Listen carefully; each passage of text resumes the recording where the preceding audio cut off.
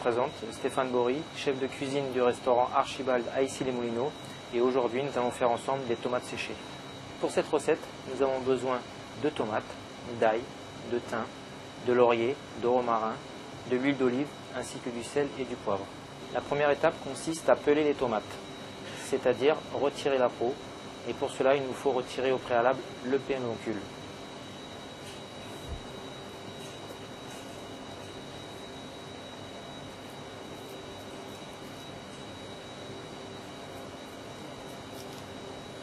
Nous allons maintenant ébouillanter les tomates et les refroidir aussitôt afin que la peau craque. Afin de faciliter le mondage de tomates, je vais pratiquer des petites incisions sur la tomate.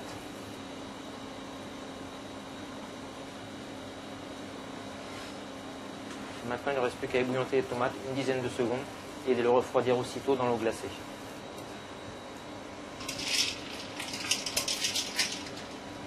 Une fois la peau des tomates éliminée, je vais maintenant les couper en 4 et retirer les pépins.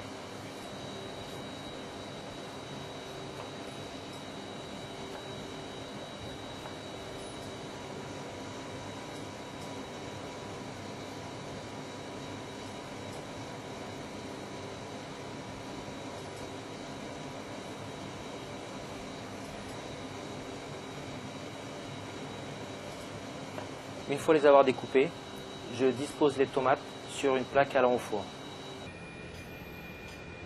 Je vais maintenant passer à l'assaisonnement des tomates. Je vais commencer par mettre un petit peu d'huile d'olive sur les tomates, un peu de sel et poivre,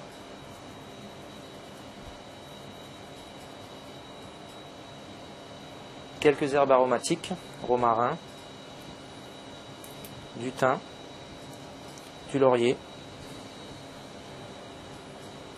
et quelques petits morceaux de gousse d'ail. Il ne nous reste plus qu'à mettre les tomates au four pendant 3 heures à 100 degrés.